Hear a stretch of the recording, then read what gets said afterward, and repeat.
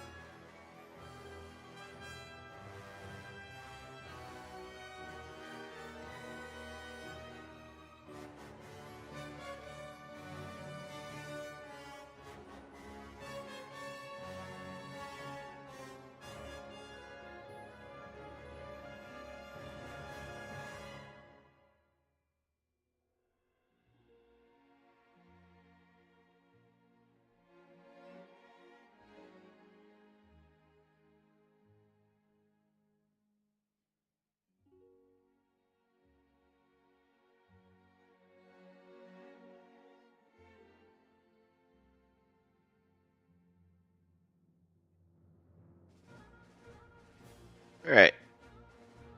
It's like we're back. Are we back?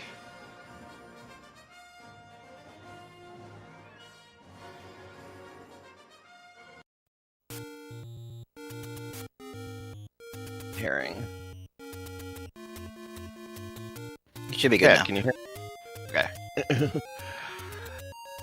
All right, we are back. They are restarting. Bogie graciously calling for a redo on Game 2 after DocBlue's console crash. And they are both into 3 once again.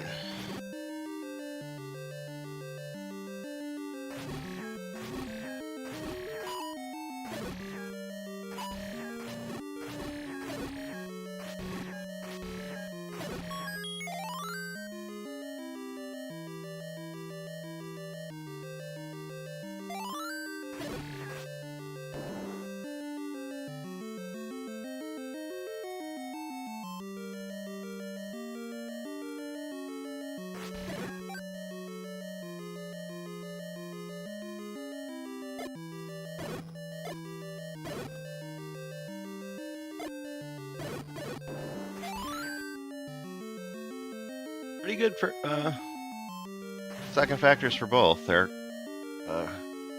DocBlue just maybe a second ahead into the raft basement.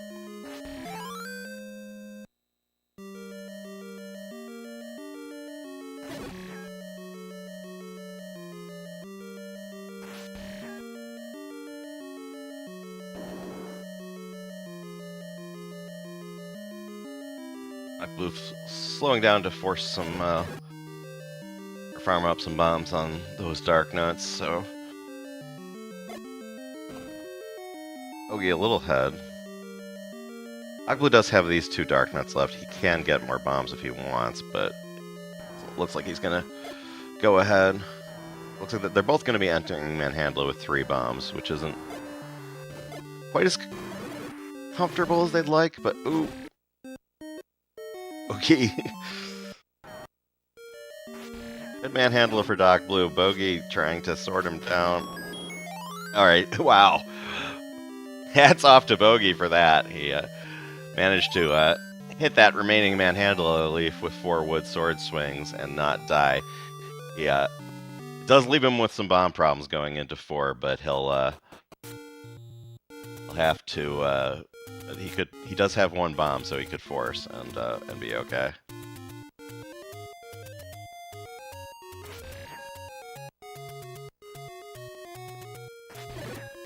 I don't think the category's crazy. The 3 first routes are definitely hard.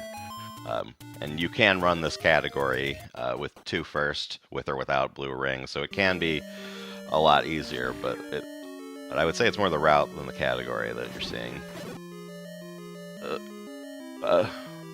Really early game, the underpowered early game.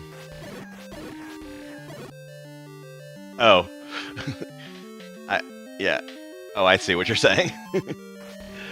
I'm not looking at the same layout as you are.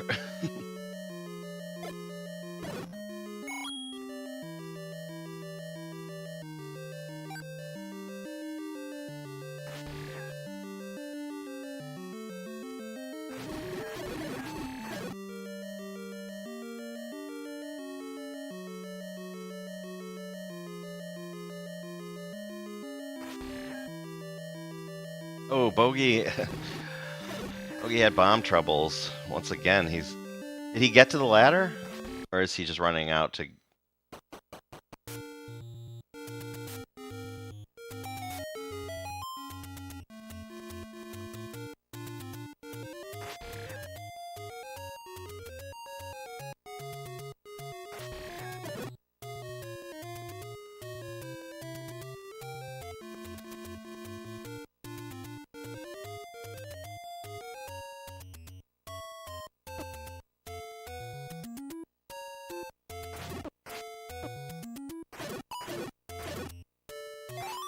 Oh, he got a lucky bomb by the river, so he could go in and do one now. Without spending extra keys to go to extra rooms. I didn't see if he got the ladder and when he was in 4 or not. I just saw him walk out.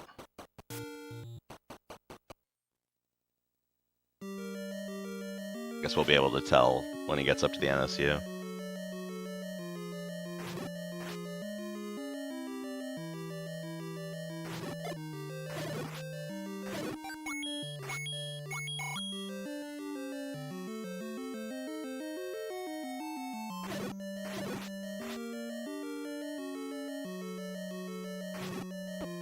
Yeah, he doesn't have the ladder. So he can...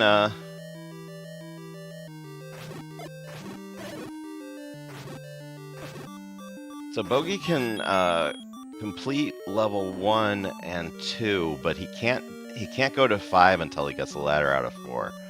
So see how he we'll see how he handles this.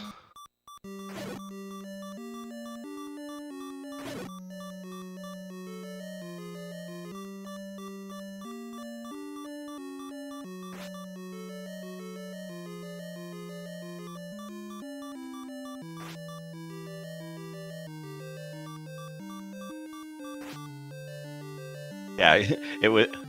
If you just see Doc, if you see Bogie a whole dungeon ahead, it looks like something bad happened to Doc. But actually, Bogie bailed on 4 and went ahead to 1.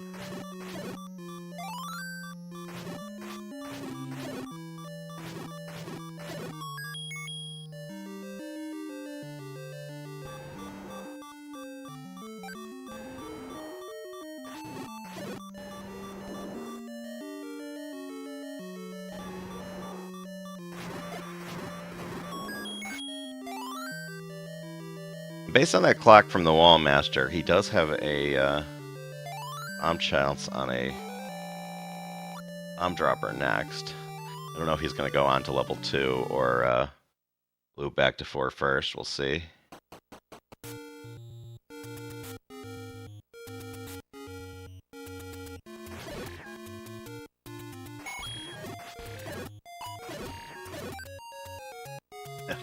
Got skunked. So since he knew his count was 7, he hit... Octorok got in his way, so he couldn't farm the blue on 8. So he got the 9 and the 0. That's why he turned around to kill the Zola. So he did have a bomb chance on 1 when he killed that blue Octorok, but the game did not help him out.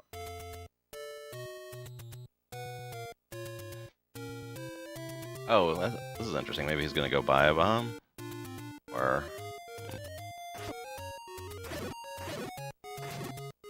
need another rupee if he's gonna do, if that's the plan, or maybe he's just gonna try and farm more.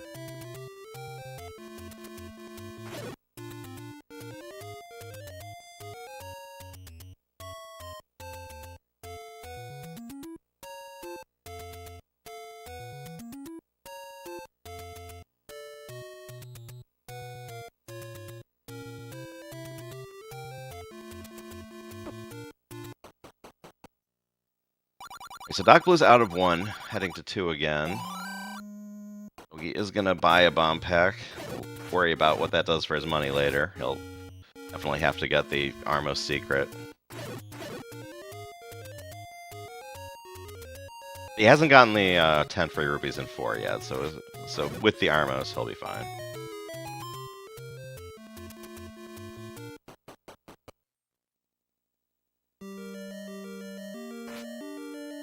DoctorBlue, meanwhile, once again skipping the Armos. He got a lot of early game money.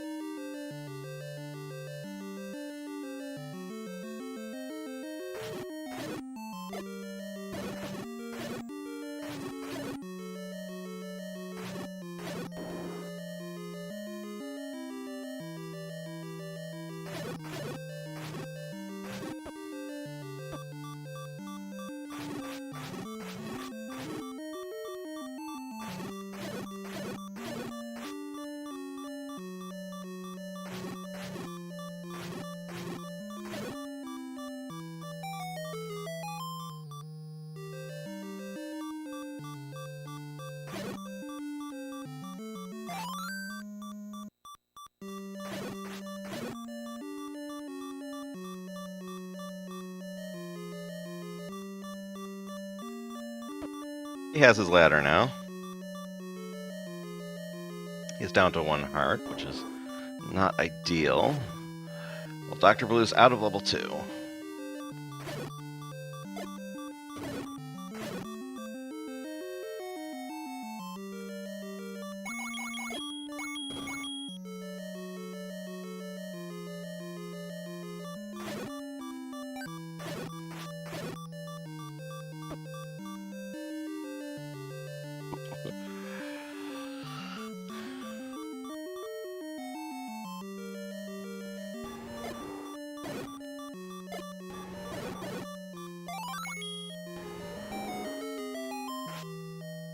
Alright, so he's at least not beeping going into the Gleeok, but each of these fireballs, as well as the red head once it detaches, do 1 heart of damage, so he does have to be careful here.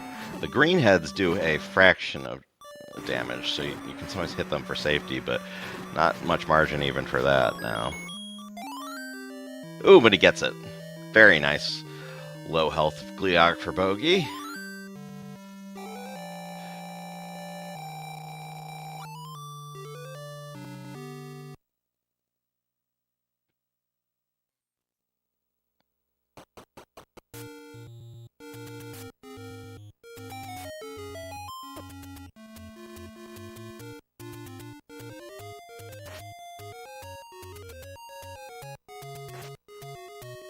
to 5.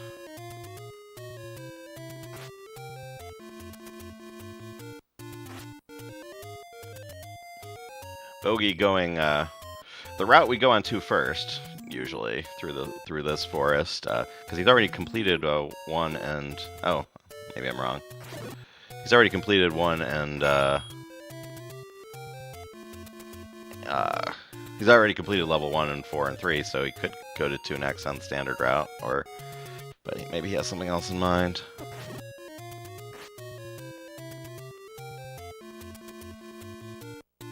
Oh, maybe it occurred to him that he would have to go a weird route to get to Hard Rock if he went that way. You could get it after, too, but it would be easy to forget.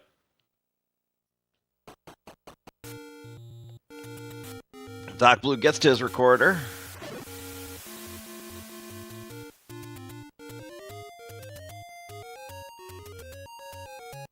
Bogie does not get the Armos on the way into 2, but he can get it on the way back if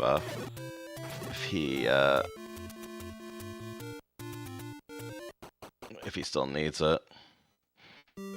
So they're basically back on the same route, just a Bogie a dungeon and a half behind.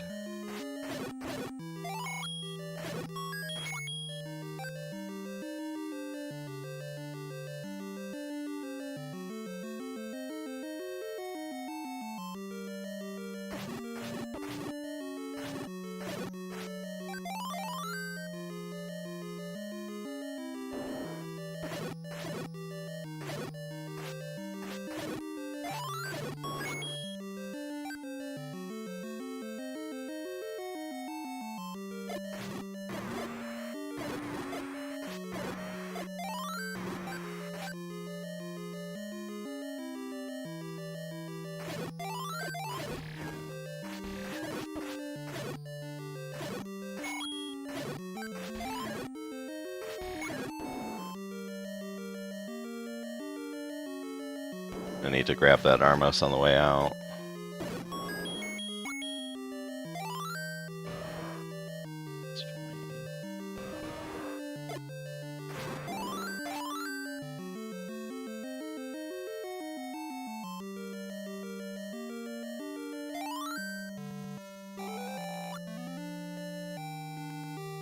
Alright, so synced up Triforces, but Bogie a dungeon behind.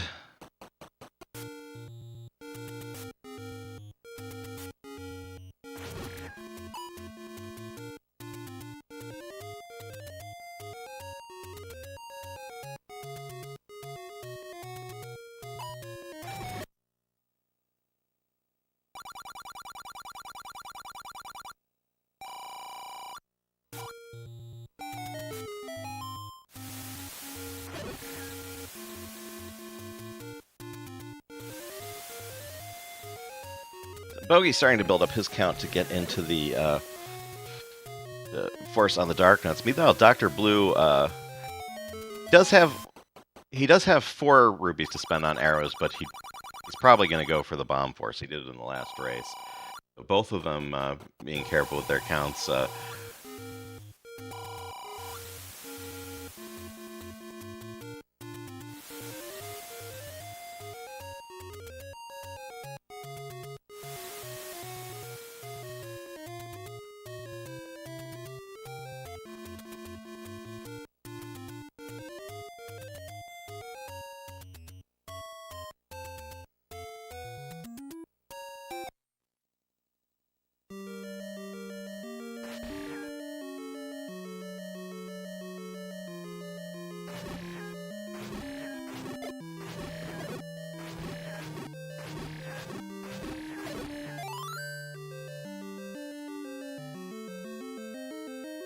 Bogie snags a lucky bomb in the burn unit. That's kind of a legacy name since it was named for what we did in that room on Blue Candle route. Most people are running Red Candle these days, but I still call it that. Okay, Doc Blue did not get a bomb force, so he ends up menuing to arrows. Only having 4 arrows, he used them very well, and he gets health back, so he can beam at the end.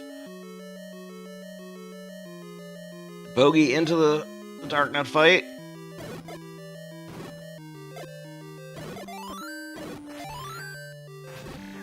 Not gonna get the force, he got hit, but he got a fairy right back, so at least he's at full health despite not having the count he wants. Now he gets both fairies.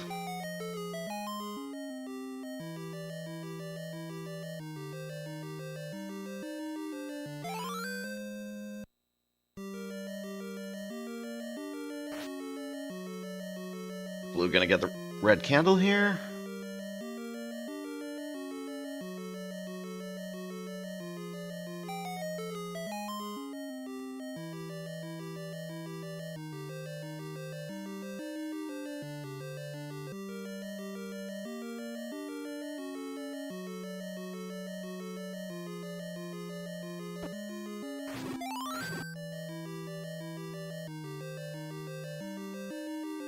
Up+A clearing this room, these blue Grias do have a static bomb drop, so not desperate for bombs, but he does have a lead, and having more bombs will make it easier to protect the lead. Bogie, meanwhile, forcing bombs on those Dig Doggers, because with level 7 ahead, you really want to leave level 5 with plenty of bombs.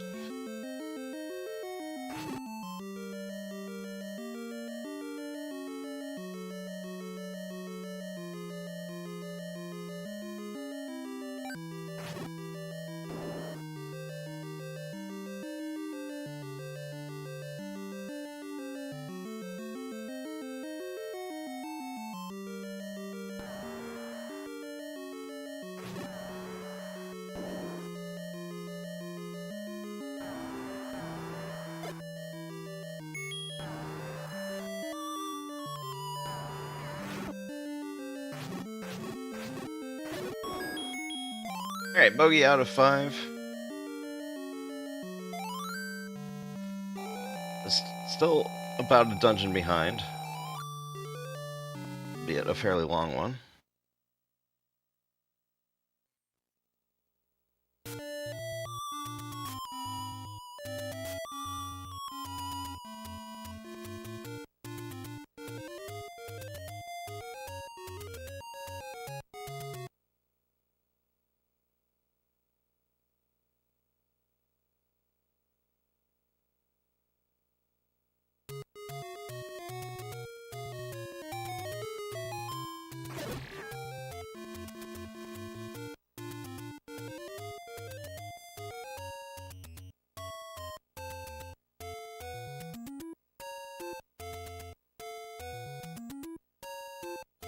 Alright, so DocBlue into on the coast, getting his 12th heart container, after which he will once again brew quarter, wrong warping to the graveyard by combining the whistle and raft at the same time.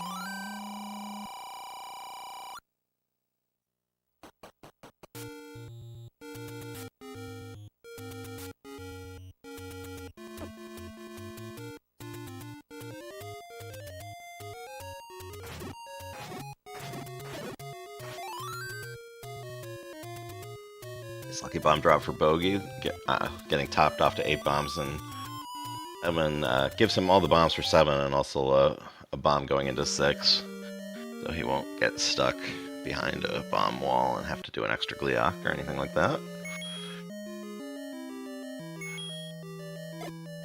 Nice Belfry for DocBlue in 6.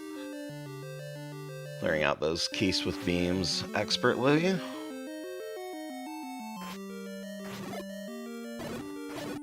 And Bogie doing bomb strats in the river room.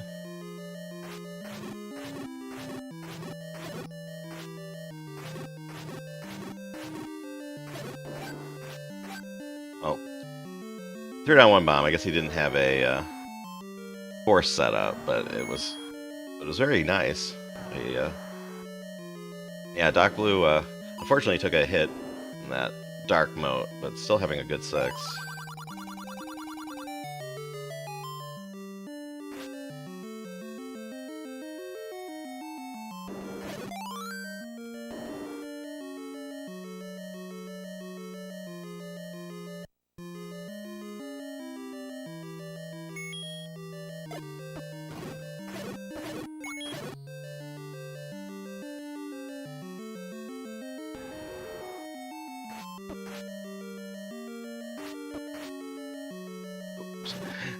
Rhea does not want Bogie to get the red candle for some reason. Of course, the game intends you to kill that room before you get into this basement, but we just flip around the blocks because the game isn't the boss of us.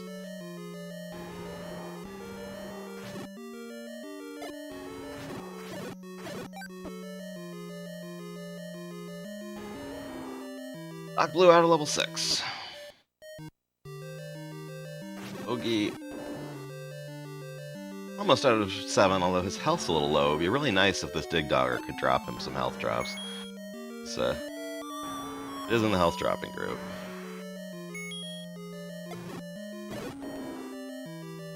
One heart, not even worth going back for.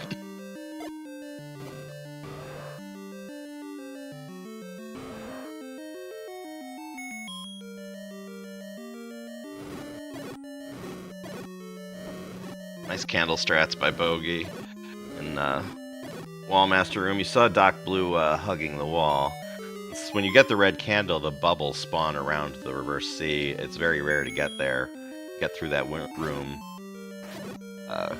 without either avoiding the bubbles by slowing your progress to the right, or else going to a sub weapon. And Bogie showed how that can be almost as fast. If the bubbles mess with you on the left, it's not even that much faster. But it can be if they don't. But Bogie's showing how to do the red candle strat nicely, so not at those bubbles mercy, and Bogie is out of 7. DocBlue, meanwhile, in the second lagoon. One more Dark Nut to kill, and he's out of there, just down 1 heart. Shouldn't have a problem with Gleeok.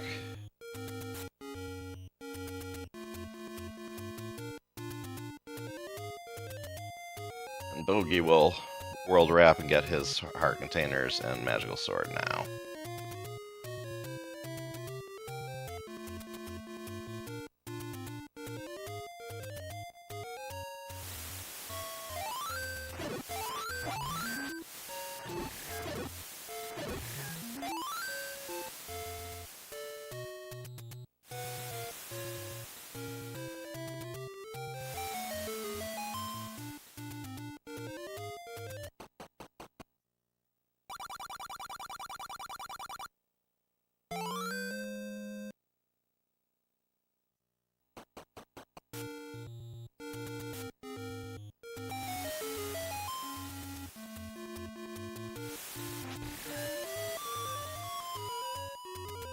Hitting the Rue Quarter as DocBlue heads into level 9.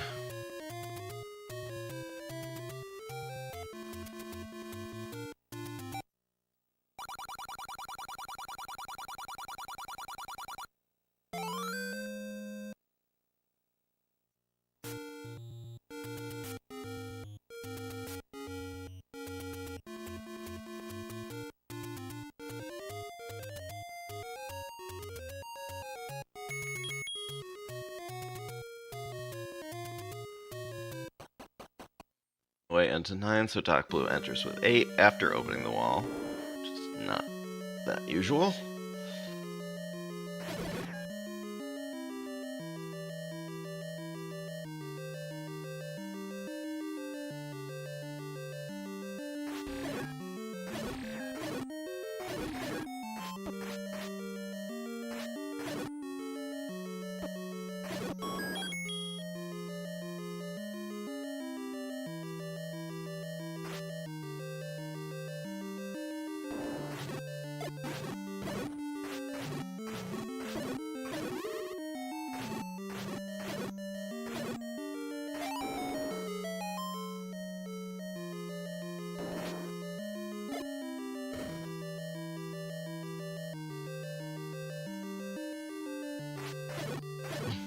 Gets the Patra 1 skip this time. And so he'll have beams going into the next room. See if that affects his strat. Some people do basically the same thing every time, but nope, he gets a beam in.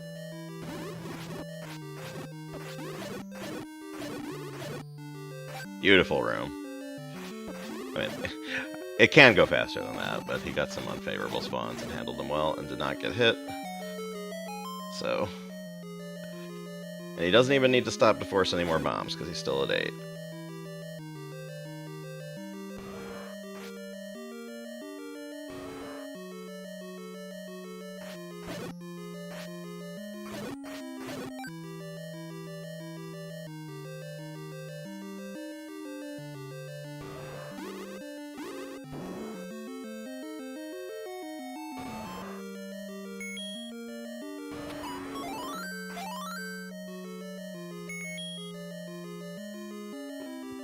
Clip and beam strat in the reverse C, that allows him to sword and bomb without worrying about the bubbles messing with him and taking his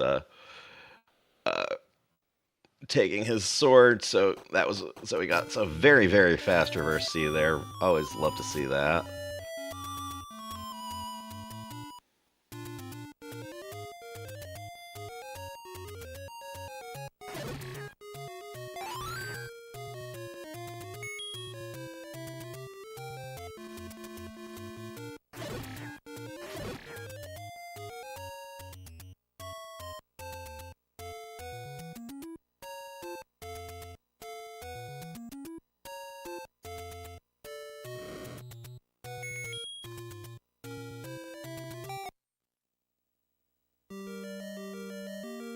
Level 8, DocBlue entering the Wizrobe trap room.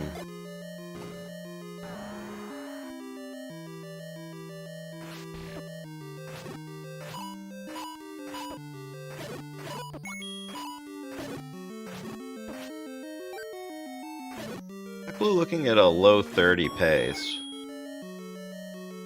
which is close to this qualifier time that got him the second seed.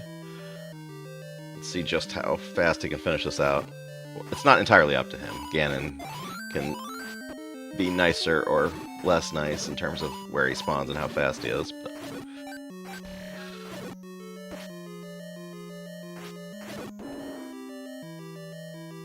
Not going for fast Patra, which is reasonable. You don't want to risk dying and giving away this win.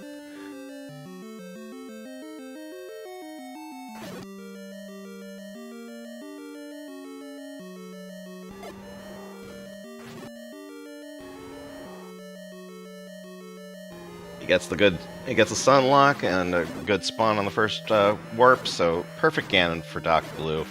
Should be a 30-0x.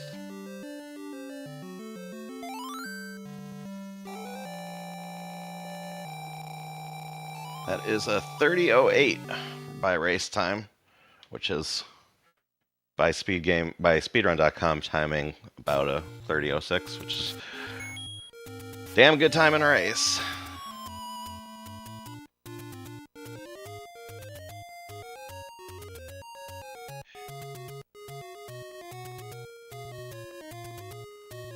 Bogie typing GG in the race room chat, but looks like he's going to continue on to 9 and finish out his run.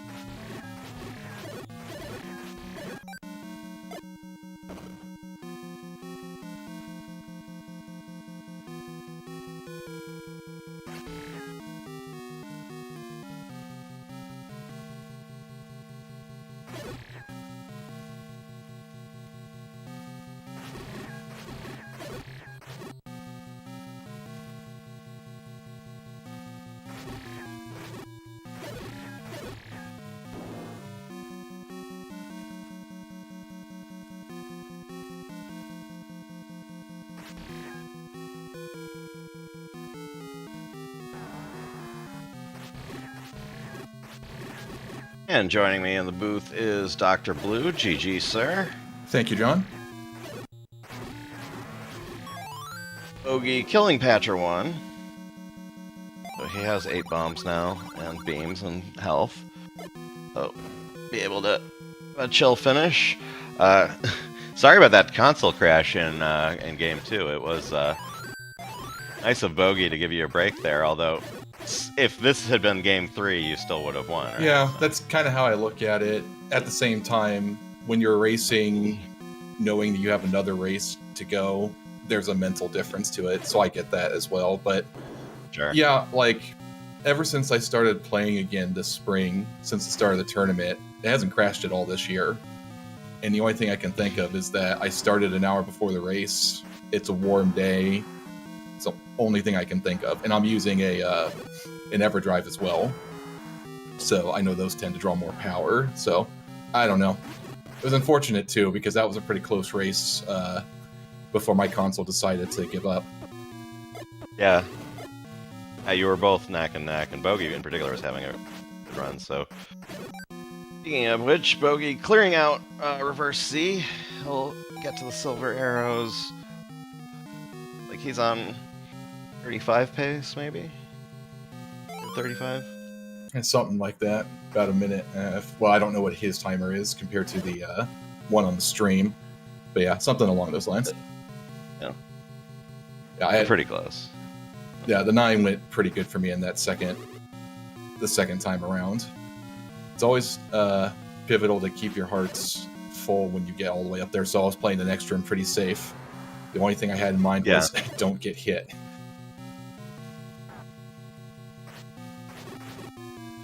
But yeah, Bogie was keeping me honest though. Like even with the deficit at this point, I was like, I'm not gonna go get the potion. Right. I know every second's gonna matter. Yeah. I mean, you could look at that both ways, but Bogie's PB's a second faster than yours, and you've played a lot more vanilla than he has recently, but he's also playing randomizer at the highest level, so it's not like he's any slouch. Yeah, like totally unfair that was the 15 seed I got matched against. Like, come on, guys. But no, I was glad though. Bogie getting pinched in the diamond trap. Worst place to be with just 1 heart. And he forfeits. See, and he's going to come in and, in his words, talk about how poorly he played. I think that's a little unfair to himself, but we will discuss.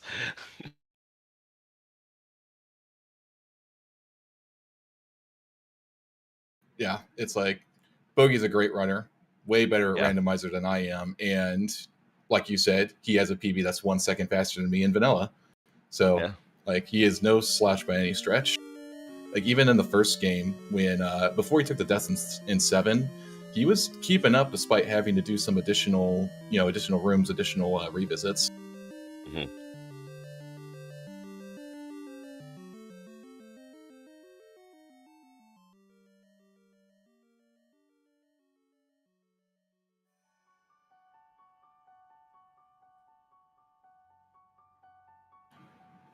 Pretty happy with the second round time in particular. That was 5 seconds off my qualifying time.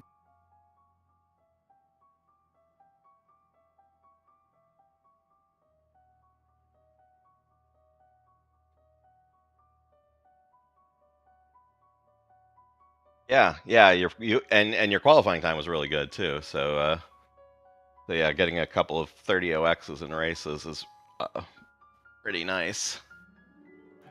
The sub 30 race time still eludes me, but I'm definitely not going to complain about a 30 OX. Yeah. I mean, I think you can count on your fingers the number of people who've ever had a sub 30 in a race. It's by no means easy because the way this game works, if you're within a minute of your PB, it's a fantastic race time, and like a minute and 10 seconds off your PB is pretty good, especially with a PB at your level. Yeah, it's worked out quite nicely. Like I said before, Bogey's been keeping me honest. I've been prepping a fair bit for this race. We were scheduled for one thing, then stuff came up and we had to push it back a couple of days. I'm like, okay, just give me a little bit more practice time going on. Yeah. I see Bogey in the post-race voice channel. Just wait for him to pop in here. I'll grab him. Trying to drag him. Maybe I don't have the authority. There we go. Yeah. Hey, Bogey. GG's. Your mic is off. Microphone is off. Good games, Bogey. Hey, GG's. I wish we could play out that second race because it was a pretty hot one. I was like maybe only 15 seconds behind you, and you were on a pretty stellar pace. Yeah, it's unfortunate, but it did.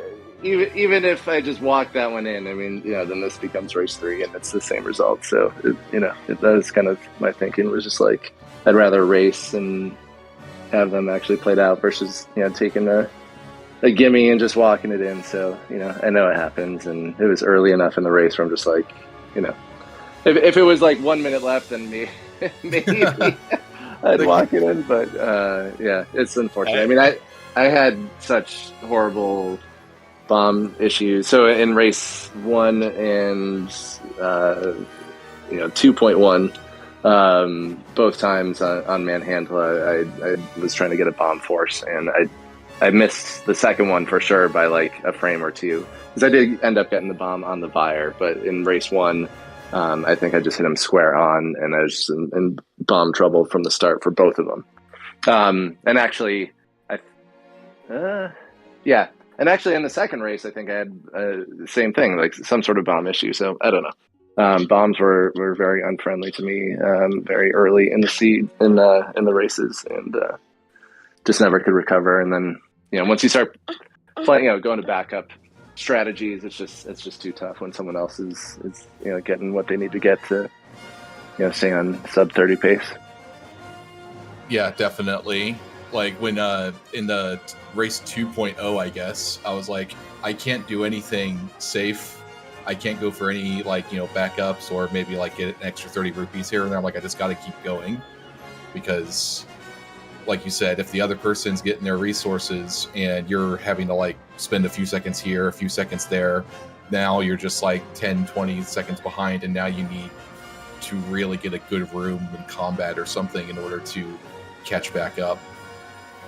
Yeah, the early race, the early part of all these races is just so critical, and if you're just off a little bit, it can just derail you. I know there's like backup routes and all that stuff, but at the end of the day, I mean, if your opponent gets what they need to continue onward, it's just a formality at that point. So it is what it is. Yep, you're just hoping they'll drive off a cliff and then end up having to do a similar backup or recovery thing. Either going back to the recorder room or having to go back and fight Gliok a second time or something that'll just eat a couple minutes away so that you can make it an even race again. Yeah, that's what this whole race category is. It's just basically don't screw up, don't screw up, don't screw up. Game, be nice, and then I'll try to play well. And try to get the drops I needed. I know the first game I was getting bomb drops left, right, and center. Now, I do count my globals, so I was taking a little time to line them up, but still, it's still a 41% chance. And level 7 in particular, I think I got like 2 bomb drops, not counting the river room force that I got. And level 6 was equally generous, so it was just like, okay, I guess I'm just going to keep going. Yeah, and I probably have the opposite. I just, any of my globals on the 057s that I, could have gotten a bomb, I just didn't. I ended up buying like 2 bomb packs across the 2.5 races. I mean, it's just whatever. Yeah, the one time, it's not my day. The one time I did try for a kind of a backup strat was first race going to recorder room. I had like 3 or 4 bombs. I was low on bombs. I had 6 leaving level 2. I was like, okay, I'm gonna go to the bullpen, kill some keys to get my count up, and then I go into the recorder room and like I immediately get hit. So I had to sword down like 4 blue dark nuts at that point. I was telling John before you entered the room, before you took that death in level 7, you were kind of keeping pace with me because I had just like an atrocious 2 and 5, and you were slowly gaining ground even though you had to like rewalk extra dungeons. Before that death in 7, you were right on my heels, more or less, or at least it felt that way. Yeah, I mean, I knew I was behind, but I think I got, what it was is because I think I was short bombs because of my routing. I ended up having to, I got awful spawn patterns, and I just took way more damage early in the dungeon than I normally do. So. Just set me off the rails. Yeah, and I saw that as it was happening, that when you cleared that corner of the lake, that your spawns were going to be broken, and I was hoping that you would be able to handle that, but it's really tough. Like level 7, I think way back when I was a beginner, when I dropped the blue ring, how much harder level 7 goes was most surprising to me. Like you expect the Wizrobe and Darknut dungeons to be a lot harder, but those Gorillaz are deceptively brutal, and particularly if it's a different spawn set than what you're used to, it's tough. You do what you can, but yeah. And I was trying to build my count after recording. I must have gone to level 4 after level 1, which you normally do. I was trying to get a 10 count, and my beam just whipped around, and I was just like, oh no, here we go. And then I killed all 4 of those Octoroks on that one screen, and I knew I was doomed at that point because I knew the spawn patterns were going to change. I knew roughly where they'd pop up, and I also knew it was going to be much more difficult. It's just a very unfriendly pattern, in that level 7. So just. Between being behind and needing to feel like I was playing catch up, coupled with so playing aggressive and having that spawn pattern just did not help. I think if I had entered level 7 with standard spawns, you never know. Like a death in 9 could have totally brought me back into it or something, right? So that was sort of my thought. I was like, if I can just kind of hang here, great. And then, I died. I'm like, okay, it's pretty much over. So I took the opportunity to do the post-dinner dishes while waiting for Doc to walk it in. And, I was wondering why I thought your stream had frozen at first until I saw, no, his cursor's blinking on the pause menu. Why is he just sitting there? He didn't force in the race room yet. Last year... Just really quick. Last year, I had something unfortunate happen, and I kept on playing from that point, and I got even more frustrated, right? Trying to just keep going. And so this year, I was like, you know what? I'm not doing that. Yeah, when you said in the race room that I went to do dishes when after that death, I thought, that's a great idea to just go step away and calm down. 'Cause it's not like you don't get much out of continuing the race at that point, unless Dr. Blue suddenly, has a stroke or something. But just calm down and recollect yourself for the next race. And thought it was a good move. Yeah, it's an Oh, go ahead, John. So Doc Blue, you have Captain Green 7 next round. How do you feel about that matchup? Another randomizer champion.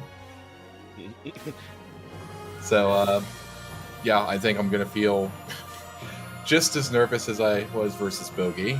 It's like I'm going to have to train up and do my best. Yeah. There aren't any, tomato cans in this tournament that are left at this point.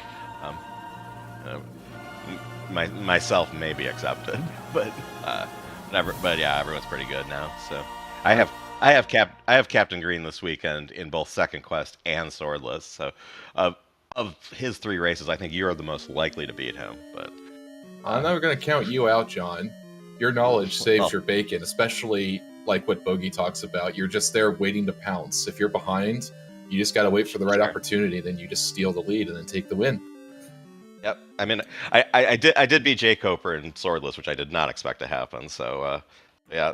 GG. Things can go crazy in Z1 Racing. And if you want more, 9:30 p.m. tonight on Speed Gaming. It's about a little under an hour and a half from now. We have Antlers 44 and Uganda's racing 100% Noah Bay. But right now, Zelda Speedruns main, they're doing some Majora Mask Randomizer, which I think Cemetery will tell you more about as he concludes the stream for us. Any last words before we go, guys? No, thanks for the restream.